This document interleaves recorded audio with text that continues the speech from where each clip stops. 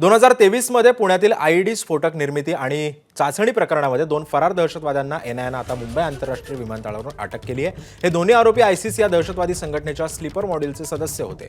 तला लियाकत खान आणि अब्दुल फैजाज शेख अशी या 2 संशयित दहशतवाद्यांची नावं आहेत। या दोघांना आज कोर्टामध्ये हजर करण्यात आलंय। कोर्टानं त्यांना 27 मे पर्यंत एनआयए कोठडीमध्ये पाठवलेलं आहे।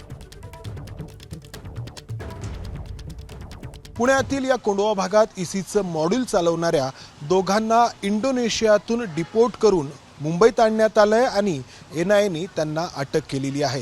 हे सगळं नक्की प्रकरण काय आहे तर पुण्याच्या कोंडवा भागातील चेतनानगरच्या एका सोसायटीच्या समोर मी आहे आणि या सोसायटीच्या बाहेर एनआयएने आपल्या राष्ट्रीय तपास यंत्रणेने लावलेला हा board notice for attachment this is to inform all members of public that flat number 17A building Chetna garden society Mithanagar Kondhwa Pune being processed of terrorism stand attached under the provision of UAPA या 17 नंबर फ्लॅटमध्ये bomb तयार करण्याचं प्रशिक्षण दिलं जात होतं आणि प्रत्यक्षात बॉम्ब तयार करण्याचा प्रयत्न देखील इसीच्या या मॉडेलकडून होत होता।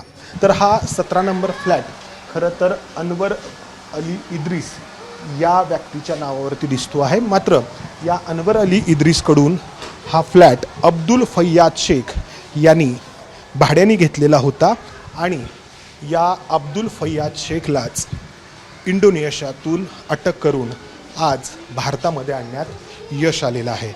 एकूण 11 आरोपींच्या विरोधामध्ये दोषारोपपत्र चार्जशीट एनआयएने दाखल केलं आहे। आज 2 त्यापैकी अटक करण्यात आलेत। आधी 8 जणांना अटक करण्यात आली आहे। मात्र एक जो आहे तो अजूनही फरार आहे। अपेक्षा आहे एनआयए त्यालाही लवकर पकडेल। कॅमेरामन अमोल गवाळेसह मंदार गुंजारी, एबीपी माझा, पुणे।